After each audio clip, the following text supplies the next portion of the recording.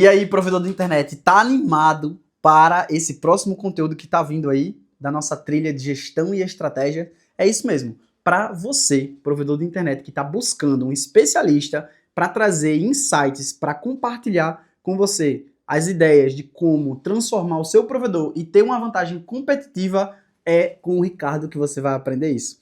O Ricardo, ele é sócio e diretor da Vision Consultores e ele atua também como consultor em gestão empresarial com foco em estratégia e negócios. Além disso, ele também atua em finanças corporativas. O Ricardo, ele acumula mais de 20 anos de experiência no mercado e já são mais de 600 projetos realizados em empresas de todo o país. Então, recado dado, vamos lá para o conteúdo com o Ricardo Jorge.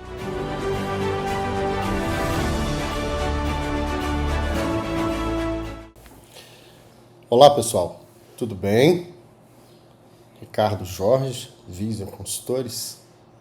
Uma alegria enorme para nós estarmos aqui participando deste evento aí construído e executado, planejado e executado pelos nossos colegas da ISP, que, diga-se de passagem, vem fazendo um trabalho maravilhoso no mercado de telecom.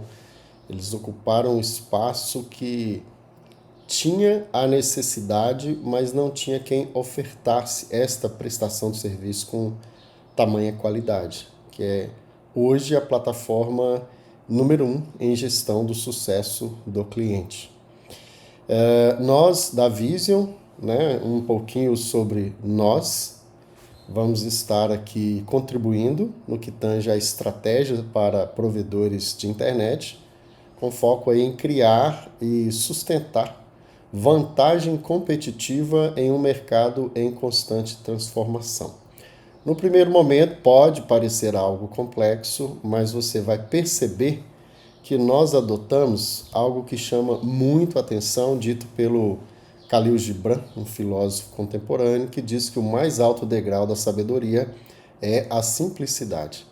Seguimos também na mesma linha e adotamos aí a gestão pura e simples, ok? É assim que nós seguiremos ao longo aqui da nossa palestra. Bom, quem somos? Quem é a Vision Consultores? A Vision é um escritório de consultoria em gestão dedicado a apoiar empreendedores e empresários apaixonados por seus negócios, mas que precisam de orientação. Esta é uma lição que nós aprendemos logo no início da caminhada, ou seja, conhecimento do negócio é uma coisa, conhecimento em gestão é outra coisa. E por isso, a nossa missão é profissionalizar a gestão das empresas. O que é profissionalizar a gestão das empresas, Ricardo? É desenvolver as pessoas do time, qualificando e motivando essas pessoas de forma que elas estejam aptas a estar melhorando os processos de trabalho, ou seja, tornando eles mais rápidos e mais baratos, e esses processos de trabalho vai permitir à empresa superar a expectativa dos clientes, não só atender, mas superar, o que vai permitir a geração de um lucro contínuo e seguro. A gente diz que vai estar gerando lucro e convertendo esse lucro em caixa. Então, nós vamos estar promovendo aí a chamada sustentabilidade e garantindo a liquidez. Nossos números falam por nós.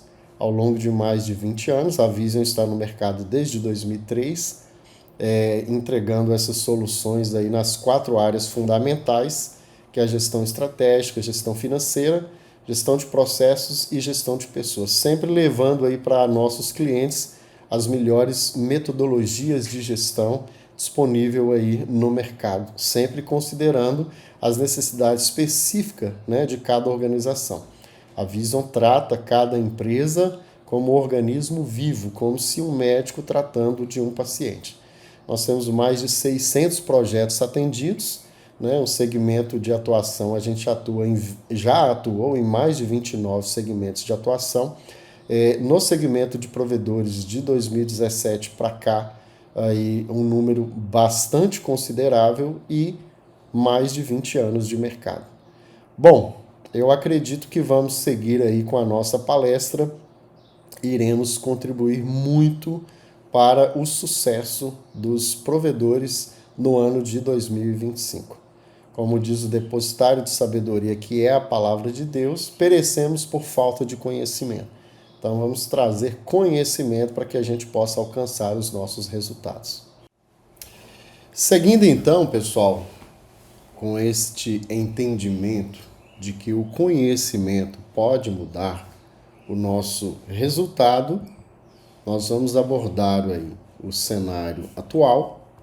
Não é possível falar sobre estratégia ou gestão estratégica sem falarmos sobre cenário, sem ambiente.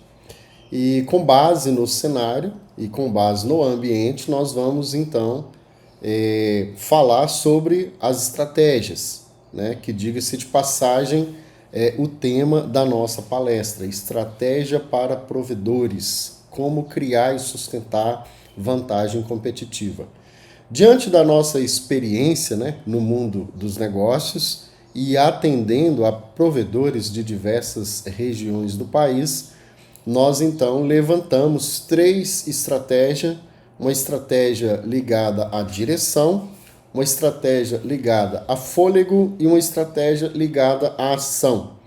E a abordagem de cada uma delas trará o conhecimento necessário que você precisa para poder colocar, constituir, criar uma vantagem competitiva para o seu provedor no ambiente, na praça onde ele está instalado em 2025. E com isso nós vamos fechar a nossa conclusão. Falando sobre o cenário, a sociedade que nós vivemos hoje, ela é extremamente dinâmica. As coisas literalmente mudam da noite para o dia. E este ambiente onde tudo está acontecendo com muita evolução, da revolução industrial à revolução da informação, e agora nós estamos chegando na revolução da inteligência, com essa questão da inteligência artificial. O que está acontecendo com isso, Ricardo? Isso está mudando o ambiente. A empresa, ela tem um ambiente interno, onde estão as forças, as fraquezas, onde estão os processos, as pessoas, e ela tem um ambiente externo, onde estão as oportunidades, as necessidades que eu vou atender de alguém ofertando um serviço ou um produto físico, e onde estão as ameaças, como, por exemplo, a concorrência. Então, este cenário externo, como ele está mudando com muita velocidade, ele está influenciando muito o ambiente interno. Nós estamos no mercado há cerca de 20 anos, atendemos empresas de empreendedores, empresários com perfil mais tradicional. Internamente sempre cuidou muito bem dos processos, muito bem das pessoas, são conservadores em relação à estrutura de capital. Mas o que acontece? Acontece que o ambiente externo, onde estão as necessidades a serem atendidas, né, está mudando com a velocidade mais rápida do que o ambiente interno, e isso pode levar a empresa a ficar obsoleta. Isso que estou falando aqui aconteceu com muitas empresas em termos de mundo. Só para ficar mais leve o que eu vou estar externando aqui, vamos imaginar o que acontece no mundo pensando aí no que chega na internet em 1 minuto. No Google, 3,5 milhões de buscas são realizadas. No YouTube, mais de 700 mil horas de vídeos são assistidas. No WhatsApp, 70 milhões de mensagens são trocadas. No Instagram, 1,7 milhões de stories são publicados. No e-commerce, 1,1 milhão de dólares em transações ocorrem. Se você vê esse último, por exemplo, não é por acaso, né, que grandes conglomerados de empresas com muitas lojas físicas já estão repensando suas atuações para ir para o comércio eletrônico. Então, baseado nisso, Ricardo, eu já entendi. O ambiente externo, ele mudou. Ok, o que eu preciso fazer para estar preparado para que a minha empresa não fique obsoleta, para que eu não venha ter um aumento de churn perdendo base, para que eu não perca o meu ticket médio estabelecido? Bom, você precisa de estratégia. Estratégia é analisar o ambiente e fazer as escolhas corretas. Então nós preparamos aqui uma estratégia ligado à direção. Que é isso, Ricardo? Ricardo sempre fala nos trabalhos da Vision que direção é mais importante que velocidade. Então nós iremos detalhar o que é observar a direção em se tratando de estratégia.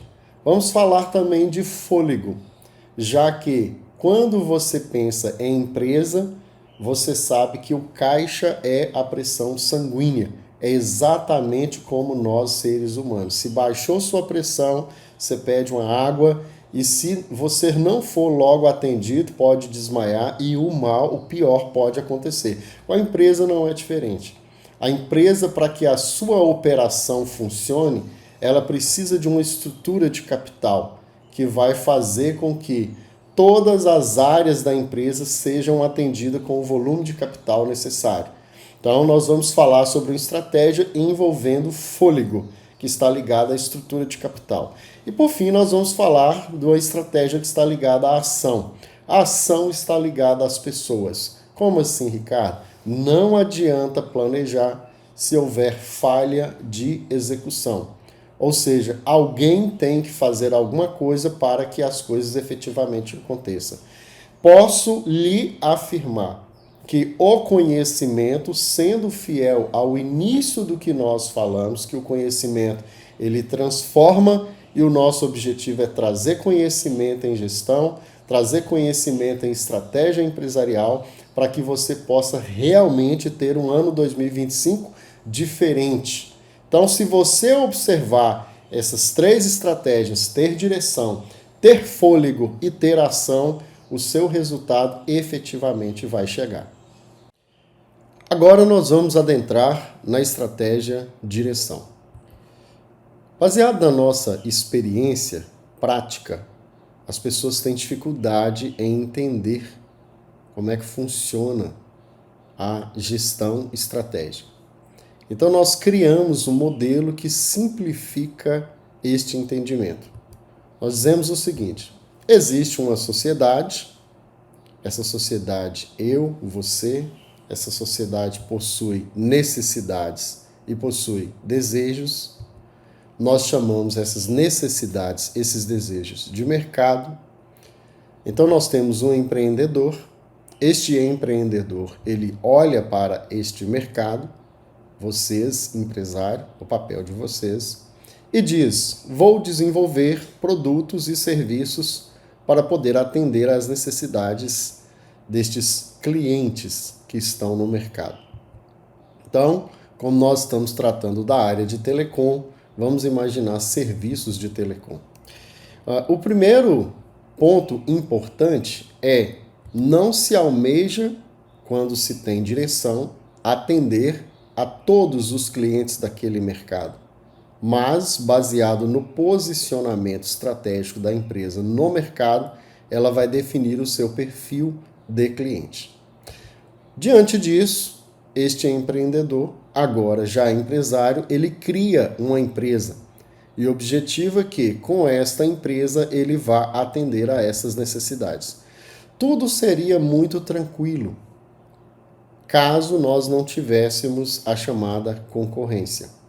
Exemplo, quando o Henry Ford chegou ao Brasil, inclusive a Ford já se retirou do Brasil, quando ele chegou ao Brasil, ele disse: os brasileiros podem escolher qualquer cor de carro, desde que seja preto.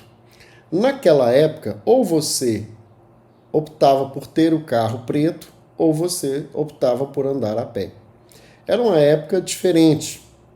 Os tempos eram outros. Naquela época, os clientes corriam atrás das empresas. Hoje, as empresas correm atrás dos clientes. Então, o cliente, com esse poder de escolha, ele vai analisar o que nós chamamos de fatores críticos de sucesso. No caso aqui da operadora, ele vai analisar a cobertura, ele vai analisar o atendimento, ele vai analisar se o preço está justo e, baseado nisso, ele vai fazer a escolha dele.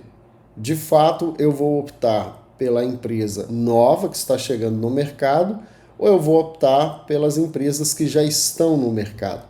Então, o resultado da opção de compra do cliente, se ele vai permanecer na sua base ou se ele vai migrar para a base do concorrente, vai depender das pessoas que você tem dentro da sua empresa, dos processos que você tem dentro da sua empresa e da gestão que você tem dentro da sua empresa. Então, nós dizemos que se os meios são bons, os fins são bons. Aí entra em cena mais um personagem que é o investidor. Ele coloca o rico dinheirinho dele dentro do negócio e espera que esse negócio traga o retorno. Quando estivermos falando sobre a estratégia 2, fôlego, estrutura de capital, isso vai ficar um pouco mais claro para nós. Então, nós temos ali o chamado sistema de gestão. Se o sistema de gestão for bom, os resultados serão bons e a empresa vai vencer a opção de compra do cliente. Permanecer com esse cliente na base. Temos aqui 3 papéis que fazemos questão de destacar. Nunca encontramos esses 3 papéis em uma pessoa só: ser empreendedor, ser gestor e ser investidor. Inclusive, atuando no mercado de provedores, a gente vê uma característica própria, que a maioria de vocês, empresários, são egressos, né, da área técnica e têm um excelente conhecimento do negócio. É a figura do empreendedor. E tem o capital para aplicar, é a figura do investidor. Mas não necessariamente são gestores, né? Tem essa visão de processos, de liderança de pessoas, a visão sistêmica, da gestão estratégica. Importante fazer essa observação. Então, se o sistema de gestão é bom e os resultados são bons, o que é um sistema de gestão? Nós dizemos que pessoas dentro das empresas é causa, processos é causa, clientes é causa e o financeiro é o efeito. Então, um sistema de gestão, sistema são partes integradas entre si que geram resultado, é caracterizado, né, por estas 4 partes, onde 3 é efeito e uma é, 3 são causa e uma é efeito. Inclusive, esse sistema é chamado Sistema de Gestão BSC ou Balanced Scorecard e foi criado nos Estados Unidos por 2 professores da Harvard Business Review, chamado David Norton, né, e Kaplan, nos anos 90. Então, qual é o foco do sistema de gestão, pessoal? É o cliente. Então, superar as expectativas dos clientes é o objetivo número 1. Como é que eu vou fazer isso? Prometendo X, entregando Y. E qual é a maneira de eu superar a expectativa do cliente? Tem alguma mágica? Não. Realizar a melhoria contínua dos processos de trabalho. É ter processos mais rápidos e mais baratos. E como é que eu faço a melhoria dos processos de trabalho? Desenvolvendo o pensamento estratégico nas pessoas, tendo as pessoas comprometidas com os objetivos da empresa. Isso vai me garantir lucro contínuo e seguro. Então aqui vocês já tiveram aí o entendimento de como funciona esse ambiente da gestão estratégica e como funciona um sistema de gestão. Agora, eu vou falar aqui sobre 2 problemas que nós mais identificamos no que tange a estratégia de direção dentro das empresas, que é ler o ambiente e fazer as escolhas.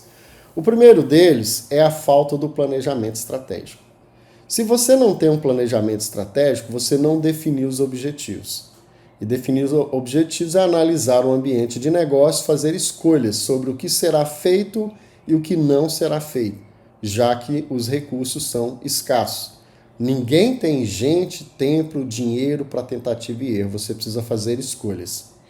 Para avaliar esses objetivos, precisa se definir indicadores. Eles vão medir a evolução ou involução em relação aos objetivos. Se você está na direção para alcançá-los ou se não, para que faça reparos. Então você precisa estabelecer metas, né? A meta, gostamos de dizer, não é o que o dono da empresa quer, nem o que a empresa precisa. É o que o time, naquele dado momento, consegue efetivamente entregar. Quando estivermos falando sobre a estratégia ação, iremos abordar isso. E, por fim, planos de ação. Por quê? O plano de ação é uma forma de imputar responsabilidade. A pessoa passa a ter o entendimento que se a entrega dela não acontecer, não vai se alcançar as metas e, consequentemente, não se chegará aos objetivos. Então, problema número 1, falta de planejamento estratégico. Como é que a gente vai corrigir isso? Construindo um planejamento estratégico. Não é por acaso que o nosso mestre Jesus disse lá em Lucas 14, 28 a 31, quem indo construir uma casa não para primeiro para avaliar se tem com o que acabar. Então a empresa precisa ter uma identidade organizacional, de que negócio que ela está, qual a sua missão, qual a sua visão, quais os seus valores. A partir dessa identidade organizacional, analisar o seu ambiente externo, como está a competição naquele setor, quais os cenários do mercado, tem oportunidades a serem aproveitadas, quais são as ameaças que eu tenho que preocupar com elas. A partir daí eu vou definir no mínimo o meu posicionamento estratégico. É valor agregado ou eu vou trabalhar com liderança em custo? Então eu estabeleço as metas globais da empresa. A partir daí eu já tenho uma análise do mercado, da praça, do negócio, qual é a minha missão, razão de existir, qual é a minha visão, onde eu quero chegar. Eu vou analisar o meu ambiente interno. É onde estão as forças, bons processos, capacidade de investimento, equipe treinada e as fraquezas. De repente o meu sistema de informação não me dá os indicadores que eu preciso, é aquilo que eu preciso corrigir. Então eu defino as ações, estratégicas, que são as ações para alcançar as escolhas, para alcançar os objetivos em relação às escolhas que eu fiz. Aí cria-se o gerenciamento, que nós chamamos de gerenciamento pelas diretrizes. É um termo bem sugestivo, criado pelo Vicente Falcone. Inclusive, ele escreveu um livro sobre isso. Gerenciar é cuidar da rotina e diretrizes é objetivos. Ou seja, vem inclusive a questão do desdobramento de meta. O que você faz no seu dia a dia, eu estou instalando, eu estou dando suporte, tem que comunicar, tem que contribuir, inclusive de forma matemática, para alcançar o objetivo estabelecido para a empresa. E aí você vai desdobrar as metas, criar os planos de ação, criar um sistema de acompanhamento. Na Vision, nós temos um software chamado Ungest, que vai operacionalizar a execução do planejamento estratégico construído. Então você tem o gerenciamento da rotina. Aqui você tem a parte do chamado planejamento estratégico, que são as escolhas, os objetivos e as metas, e você tem a parte da chamada gestão estratégica, que são as atividades, a execução em si. Então, no problema número 1, falta de planejamento estratégico. No problema número 2, nós temos a falha de execução, Muitas equipes, fiz questão de colocar aqui, e organizações, carecem de clareza sobre metas e prioridades, o que gera descoordenação, com todos agindo em direções diferentes. Esse problema é conhecido como falha de execução. Então, um estudo realizado pelos americanos revelou os motivos para esta falha. Falta de clareza. Apenas 15% dos funcionários sabe qual é a meta principal da empresa. Isso deve à falta de comunicação e mudanças frequentes nas prioridades, distanciando a linha de frente onde estão os resultados, onde os resultados são produzidos, das metas estabelecidas pelos líderes. Comprometimento insuficiente. Apenas 19% se sentem realmente comprometidos com as metas da organização. Olha que interessante essa informação.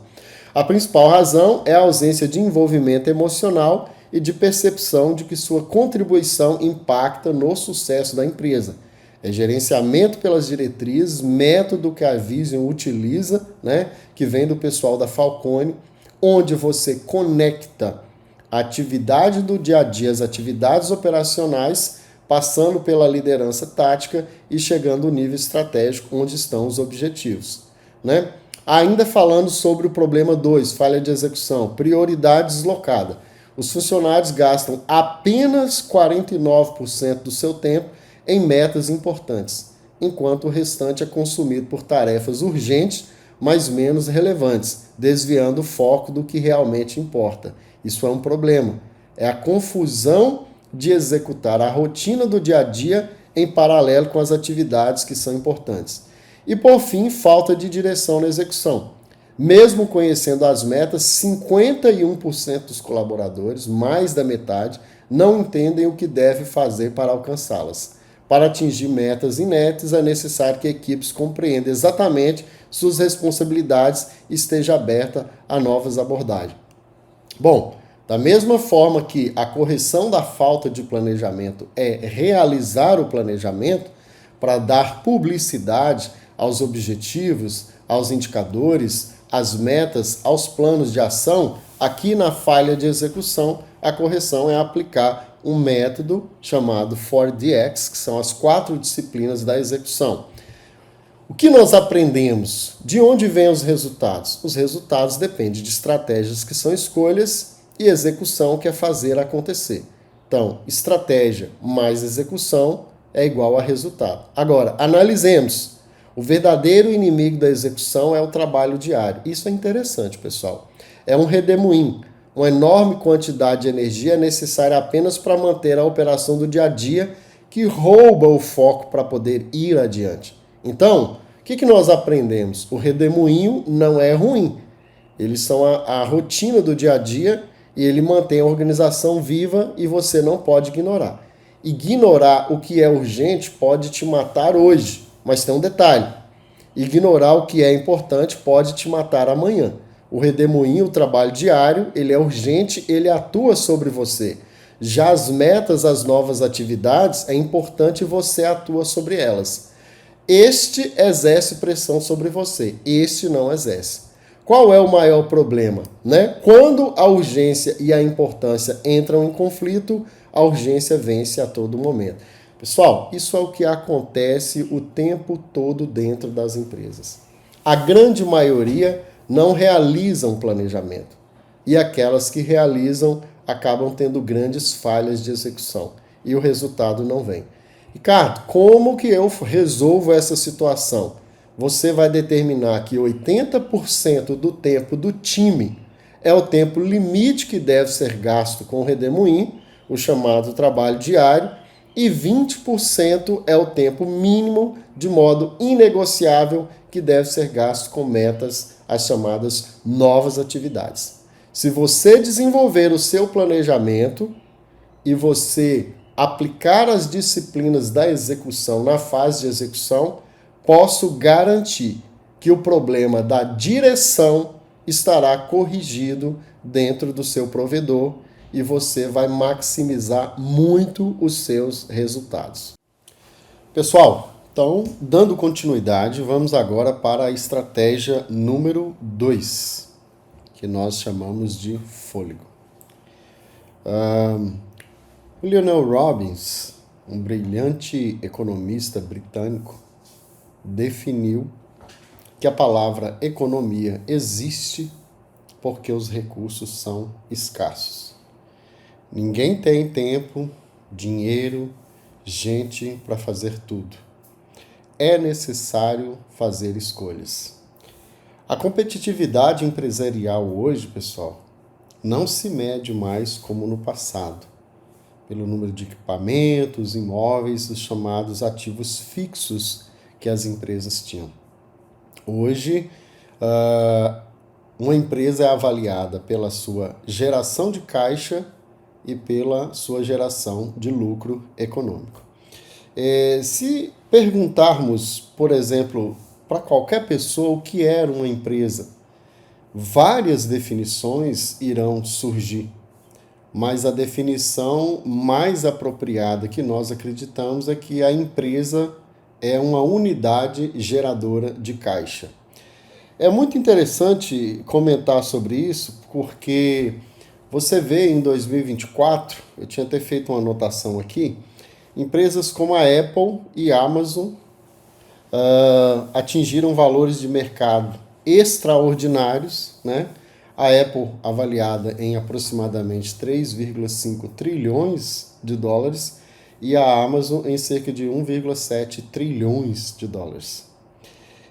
A grande questão é que estas empresas, que inclusive têm um faturamento que supera o PIB de muitos países, né? Se você olhar para o ativo delas, no caso de um valuation, nós construímos valuations com alguma frequência, você não vai encontrar um patrimônio líquido em termos de bens, direitos, menos obrigações tão elevado. O que você vai encontrar? Uma capacidade gigantesca de geração de caixa. Bom, falar sobre finanças pode-se ter muitas explicações, mas se você não ver na prática, fica difícil de você entender. Então, seguindo também o princípio que nós adotamos lá atrás, de gestão pura e simples, nós vamos ver na prática. E aí ficará como se fosse de fato uma aula, mas que vai facilitar o entendimento de vocês. Eu posso garantir que vocês nunca viram, da forma que verão hoje, finanças empresariais. Isso vai fazer uma diferença muito grande para você entender os números do seu negócio e efetivamente traçar uma estratégia de estrutura de capital para colocar seu provedor à frente em 2025. Então, vamos agora fazer uma análise 100% prática da alocação de capital em provedores. Eu posso afirmar que, da forma que vocês verão aqui esse trabalho, para entender a estrutura de capital do seu provedor, você ainda não viu em nenhum lugar. E se você conseguir aplicar isso na prática, com certeza vai trazer uma grande vantagem competitiva, ou seja, uma diferença entre a sua entrega e a entrega do seu concorrente na praça onde você atua.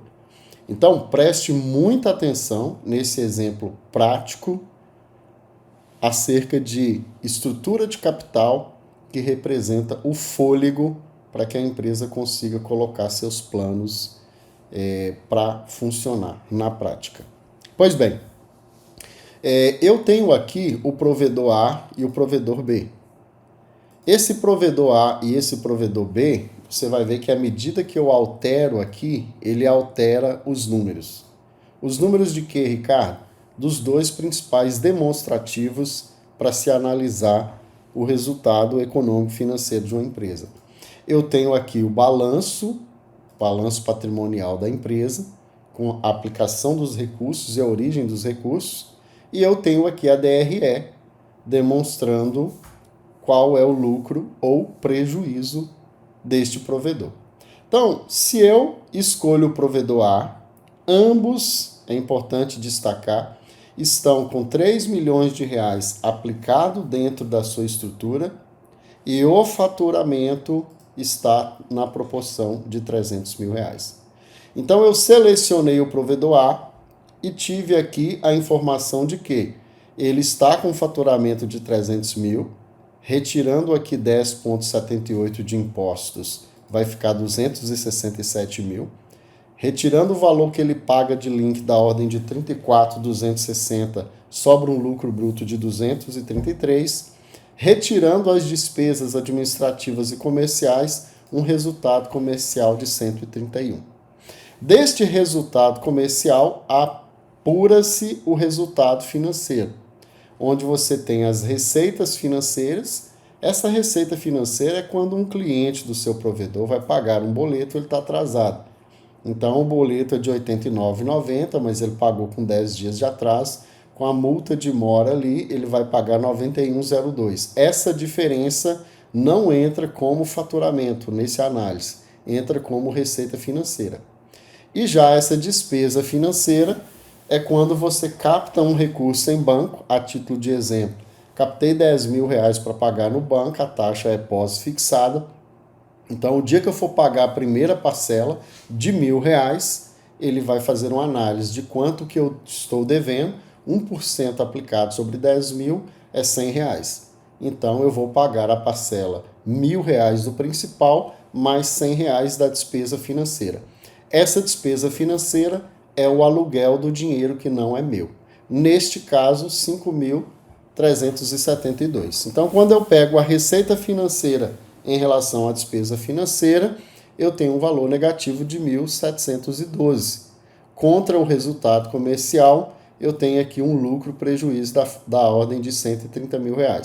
Se eu for para o provedor B, o que vai acontecer? Enquanto o provedor A teve um lucro de 130 mil, o provedor B teve um lucro de 40 mil, faturando os mesmos 300 mil reais. Isso é o que a Vision mais encontra dentro de provedores Brasil afora. Ricardo, por que isso acontece? Agora vamos explicar. A explicação está no balanço. Esse provedor A, vamos retornar a ele, ele tem em caixa 485 mil. Clientes a receber 199 e um estoque aqui que é considerado link de 20.100. Ele tem de veículos 172 mil, computadores e periféricos, ou seja, de ativo imobilizado 2.295 mil.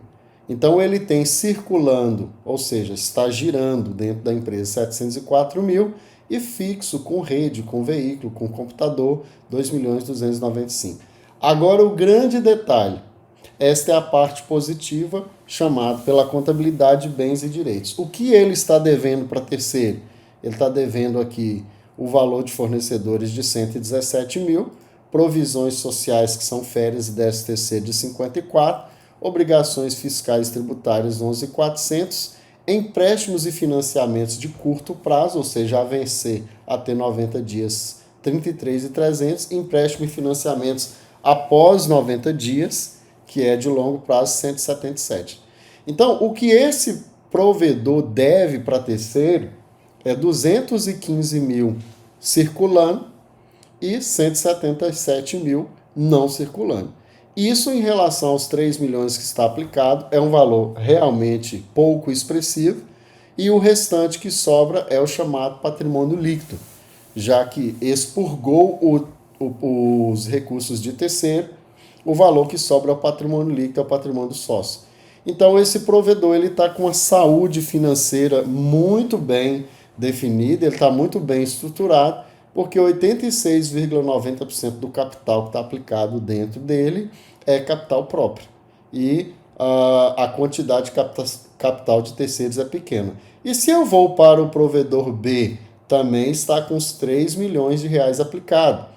Mas a gestão de capital dele está ruim. E o que acontece? O endividamento dele alcançou só no curto prazo 942 mil e no longo prazo 5 milhões e 70 mil reais. Esse caso ocorre, Ricardo, olha, de 2023 para 2024, nós tivemos que socorrer aí um número bastante expressivo de provedores. Porque eles captaram de recursos de terceiro para poder abrir novas praças. Muitas vezes aquelas vendas não se realizaram como projetado e as vendas que se realizou não permaneceram na base. Então eles tiveram custo, mas não tiveram o retorno do valor aplicado e ficaram bastante endividados. Agora você vai entender porque esse dinheiro de terceiro ele tem um custo. Ele é um dinheiro alugado e você precisa pagar um aluguel por ele. Então, se esse custo for da ordem de 0,87% ao mês, que é um recurso baixo, normalmente apenas para linhas do BNDES ou do Banco do Nordeste, esse 0,87 em cima desses 5 milhões representaria algo na casa de 52 mil reais por mês. É o aluguel que ele está pagando do dinheiro que ele não tem. Então, se você for para o provedor A, que tem um endividamento baixo, né, o custo que ele tem mensal é apenas de 5 mil. É por isso que o provedor A, né, ele vai ter 130 mil reais de lucro, ou seja, 43,39, e já o provedor B vai ter apenas 40 mil de lucro, ou seja, 13,49.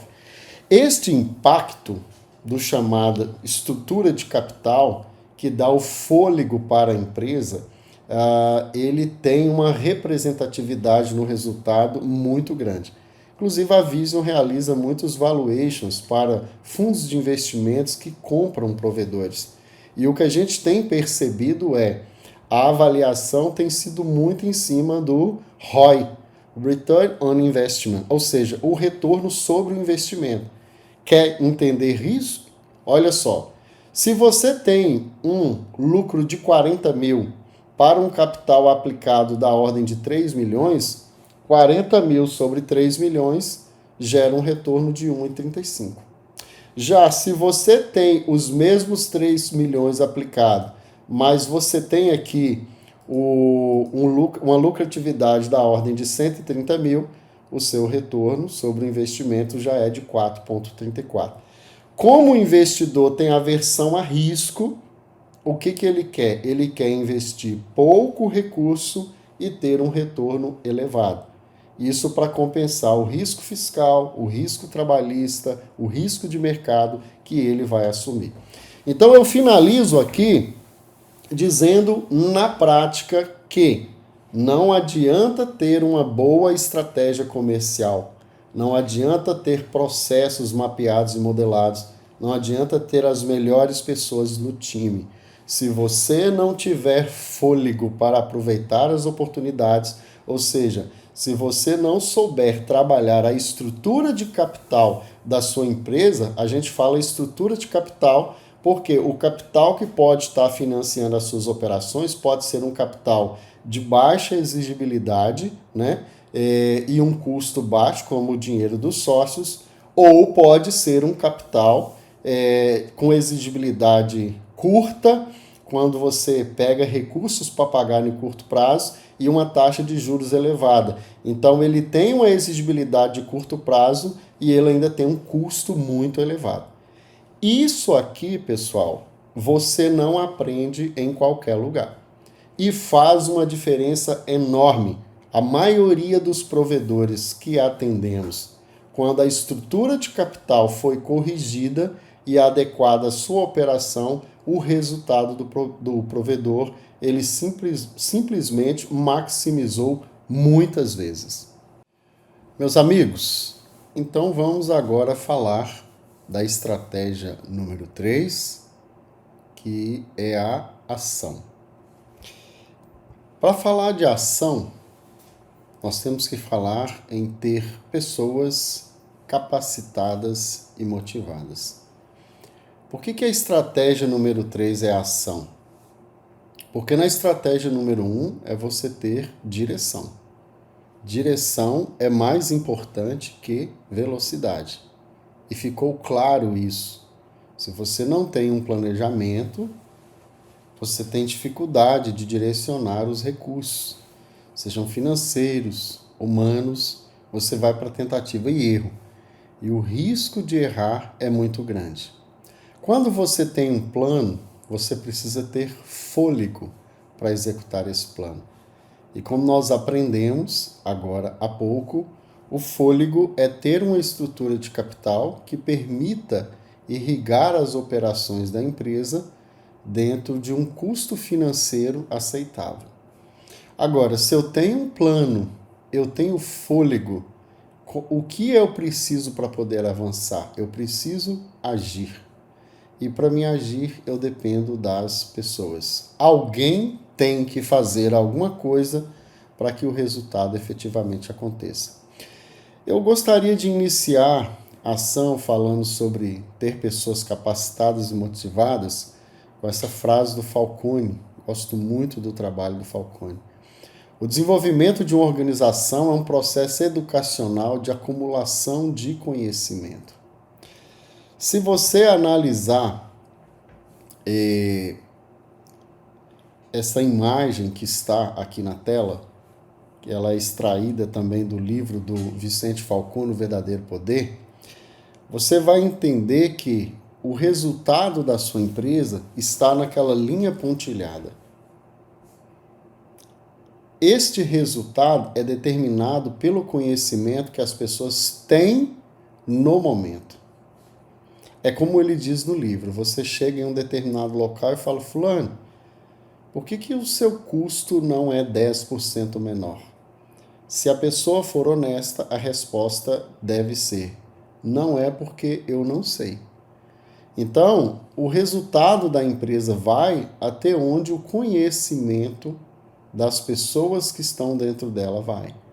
É por isso que, retornando lá ao início da nossa palestra, a palavra de Deus, lá em Oséias 4:6, o meu povo perece por falta de conhecimento. Se você almeja sair do fácil e ir para o difícil, você precisa incentivar as pessoas a adquirir conhecimento. A partir do momento que elas forem adquirindo conhecimento, elas terão capacidade de executar os planos de ação, as metas serão batidas e, consequentemente, os resultados almejados serão alcançados. Então, a gente precisa de quê, Ricardo? A gente precisa de um modelo de aquisição de conhecimento. Geralmente funciona assim: estabelece-se a demanda, que é a meta. A meta dentro de uma empresa não pode ser o que a empresa precisa, necessita ou o que o dono da empresa quer. Tem que ser dentro da lacuna de oportunidade. O que é isso, Ricardo? Onde a equipe terá capacidade de chegar. Então, você determina a meta, normalmente quando a meta é estabelecida, isso acontece na fase do planejamento estratégico, a quantidade de conhecimento necessária para se alcançar aquela meta ainda não está com os colaboradores. Por isso que a gente fala do modelo de aquisição de conhecimento. Eles terão que buscar em alguma fonte cursos, consultores, livros. À medida que eles vão adquirindo conhecimento, os planos de ação vão sendo executados, né? As metas batidas e os objetivos sendo alcançados. Só que tem um detalhe, existe o chamado potencial mental. Isso está na obra do psicanalista americano Abraham Maslow, né? Inclusive o Falcone também cita isso no livro. Você pode trazer 250 coisas para uma pessoa. Se o potencial mental dela, o ritmo de aprendizado é de aprender 50, ela vai captar aquelas 50 e as outras 200 ficarão perdidas. Então as pessoas têm um ritmo de aprendizado. E ainda mais passa pela motivação. Tem que haver engajamento emocional. Lá quando nós falamos sobre a falha de execução, nós falamos sobre o desdobramento de meta. Quando você trabalha o gerenciamento pelas diretrizes, você vai cuidar da rotina do dia a dia, pensando nos objetivos estratégicos da empresa. Quando o colaborador não consegue ver sentido entre o que ele está fazendo e qual é a missão, o propósito, qual é a visão, onde a empresa quer chegar, efetivamente não vai haver engajamento emocional. Por isso eu tenho dificuldade de acreditar em algumas colocações que se vê por aí, tem que colocar meta, não é só colocar meta, meta é uma parte ainda pequena do processo. Tem que ter um planejamento, a empresa tem que ter fôlego e a meta precisa ser colocada dentro da lacuna de oportunidade, o máximo de onde se conseguirá chegar. E tem um detalhe muito importante. A meta precisa desafiar para tirar da zona de conforto, mas ela precisa ser alcançável para poder não frustrar. E ela tem que estar dentro de um desdobramento, de maneira que o que se faz no nível da operação move o tático e o nível estratégico. Então, meus amigos, chegamos aí à conclusão da nossa palestra. Estratégia para provedores, criando e sustentando uma vantagem competitiva. Resgatando, o que é vantagem competitiva? De maneira bem simples, é aquilo que você faz e que o seu concorrente não consegue copiar. Quando a gente passa pelas estratégias, ter direção, ter fôlego e ter ação, eu diria que basicamente em todas essas estratégias é possível se estabelecer uma diferenciação em relação à concorrência. Vamos começar pela estratégia número 1, ter direção. Olha, poucas empresas realizam o planejamento estratégico, definindo objetivos, estabelecendo indicadores, colocando meta dentro da lacuna de oportunidade e desdobrando até o nível do plano de ação. E olha que esta fase é do planejamento estratégico, porque para se tornar gestão estratégica é necessário ter um sistema de acompanhamento para que isso saia da gaveta. Então, se efetivamente você tiver direção no sentido de construir um planejamento estratégico e cuidar da execução com eficácia, você vai ter uma vantagem competitiva que o seu concorrente não tem. Estratégia número 2, ter fôlego. Como eu disse, poucos têm a capacidade de avaliar a estrutura de capital da empresa.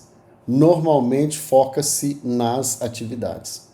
Então, se você e o seu provedor apura adequadamente os demonstrativos de resultado, desde a criação de um plano de conta, a classificação das entradas e saídas, e você consegue medir com frequência se o seu índice de endividamento está baixo, se a sua liquidez está elevada, se a sua margem econômica está dentro dos players de mercado, você vai ter uma vantagem competitiva. Por quê? Porque você vai se capitalizar. E a possibilidade de você sair melhor que a sua concorrência e, quem sabe, até comprá-lo é grande. Se você criar um ambiente atrativo a talentos, onde se exista a meritocracia. O que é meritocracia? Governo do mérito. Não interessa o tempo de casa, os cursos que fez e nem quem indicou. O que interessa são as entregas. Se você tiver uma cultura de alta performance, lembrando que cultura é a soma dos comportamentos das pessoas e os comportamentos é a soma das atitudes. Se você tiver dentro da sua empresa pessoas que tenham atitudes voltadas para alcançar os objetivos estratégicos da organização, com certeza você terá uma vantagem competitiva. Algo difícil do seu concorrente copiar, enquanto você ganha a opção de compra do seu cliente. Meus amigos, é isso. Eu acredito que nós conseguimos transferir conhecimento. Os conhecimentos que foram transferidos aqui, eles vêm de experiências práticas, casos concretos e muitas empresas que tiveram a sua situação transformada através desse conhecimento. Com isso, vou ficando por aqui. Gostaria mais uma vez de agradecer aos nossos amigos da Zap SP por este convite maravilhoso, este evento sensacional que com certeza fortaleceu muito a classe dos provedores, né? Agradeço a Deus por esta oportunidade. Aí estão os nossos contatos, nos colocamos à inteira disposição, caso vocês queiram colocar estas estratégias e muitas outras metodologias que trazem resultados extraordinários. Nós, da Vision, estaremos à inteira disposição. Muito obrigado pela atenção. Um forte abraço, pessoal.